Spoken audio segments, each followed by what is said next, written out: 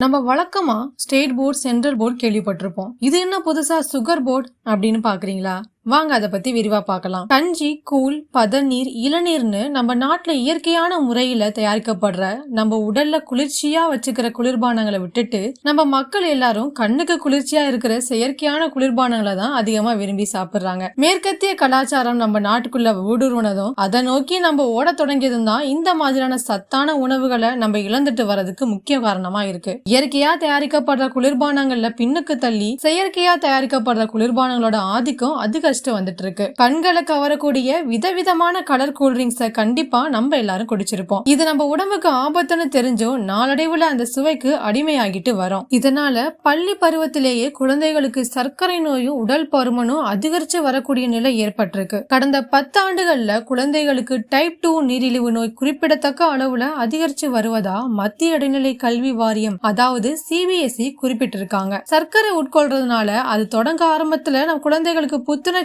சுறுசுறுப்பாவும் இருப்பாங்க. ஆனா இதை நம்ம அதிகப்படியா எடுத்துக்க ஆரம்பிக்கும் போது குழந்தைகளுக்கு நாளடைவுல கவலையளிக்கக்கூடிய விளைவுகளை ஏற்படுத்துறதா ஆய்வுகள் சொல்லப்படுது. தேவைக்கு அதிகமான சர்க்கரை உட்கொள்றது உடல் எடையை அதிகரிப்பதை தாண்டி மூளை வளர்ச்சியிலும் சிக்கலை ஏற்படுத்துமா. குளுக்கோஸ் மூளையை சுறுசுறுப்பா வச்சிருந்தாலும் அதிகப்படியான சர்க்கரை குழந்தைகள் எடுத்துக்கிறதுனால அவங்க ரொம்ப ஹைப்பர் ஆக்டிவா மாறுவாங்க. சர்க்கரையை தொடர்ந்து குழந்தைகள் சாப்பிட்டு வரும்போது ஒரு விஷயத்துல கவனம் செலுத்துறது மனநிலையை கட்டுப்படுத்துவது போன்ற சிக்கலை ஏற்படுத்தும். இது குறுகிய கால மாற்றமா இருந்தாலும் ஹைப்பர் ஆக்டிவாக இருப்பது மூளையோட அறிவாற்றல குறைபாடுகளை ஏற்படுத்தும்னு சொல்லப்படுது. சர்க்கரை மூளையோட அமைப்புல செரோட்டோனின் அண்ட் டோபமைன் போன்ற நிரம்பிய கடத்திகளை தூண்டுவதால இது போதைக்கு வழிவகுக்கும். இது அதிகப்படியான உணர்ச்சிகளுக்கு வழிவகுக்கிறதுனால இதன் விளைவா குழந்தைகள் அதிக சர்க்கரையை உட்கொள்ள தொடங்குவாங்க. அதிகப்படியான சர்க்கரை உட்கொள்றதுனால ஹார்மோன் சமநிலை இல்லாம அதிகமா செயல்பட ஆரம்பிக்கும். இது குழந்தைகளுக்கு பதட்டம், பயம், எரிச்சல் போன்ற உணர்ச்சிகளை அதிகப்படுத்தும். இந்த உணர்ச்சிகளை குழந்தைகளால கட்டுப்படுத்த முடியாத சூழலுக்கு தள்ள ஆரம்பிப்பாங்க. குழந்தைகள் சர்க்கரைக்கு அடிமையாகிட்டா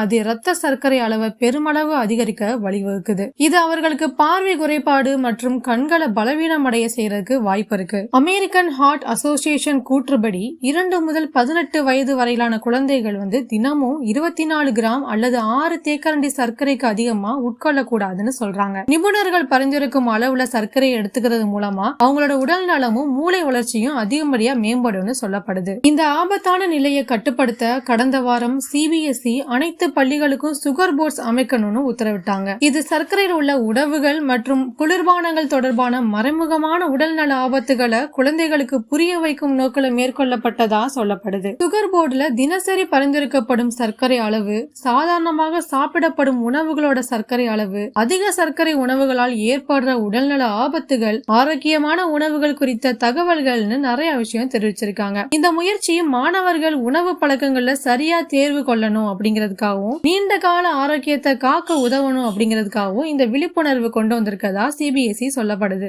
அனைத்து CBSE பள்ளிகள் இந்த முயற்சியை எடுக்க வேண்டும்னு ஜூலை 15க்குள்ள தனிப்பட்ட அறிக்கைகளை சமர்ப்பிக்க வேண்டும்னு அறிவுறுத்திருக்காங்க. மேலும் CBSE அவங்களோட கடிதத்துல முன்னாடி எல்லாம் பெரியவர்கள் மட்டும்தான் பாதிக்கப்படுவாங்க, அதுவும் குறிப்பா டைப் 2 சர்க்கரை நோயில பெரியவங்க தான் பாதிக்கப்படுவாங்க. ஆனா இப்பெல்லாம் குழந்தைகளுக்கே விரைவா அதிகரிக்க ஆரம்பிக்குதுன்னு கவலையை தெரிவிச்சிருக்காங்க. இதுக்கு முக்கிய காரணமா இருக்கிறது சர்க்கரையில உள்ள உணவுகள், குளிர்பானங்கள்லாம் பள்ளிகளுக்கு எளிதா கிடைக்கிற நிலைமைதான் காரணம்னு சொல்லியிருக்காங்க. அதிக அளவு சர்க்கரை உபயோகம் சர்க்கரை நோயும், உடல் பருமனும், பற்கள் தொடர்பான பிரச்சனைகளும், பிற மெட்டபாலிக் கோளாறுகளை ஏற்படுத்துதுன்னு சொல்றாங்க. இதுவே குழந்தைகளுக்கு நீண்டகால உடல்நலத்தையும் கல்வி திறனையும் பாதிக்குதுன்னு CBSE தெரிவிச்சிருக்காங்க. அறிவியல் ஆய்வுகளை மேற்கோளா கொண்டு 4 முதல் 10 வயதுக்குட்பட்ட குழந்தைகள் 13% மற்றும் 11 முதல் 18 வயதுக்குட்பட்ட அறிவியல் ஆய்வுகளை மேற்கோளா கொண்டு 4 முதல் 10 வயதுக்குட்பட்ட குழந்தைகள் 13%, 11 முதல் 18 வயதுக்குட்பட்டவர்கள்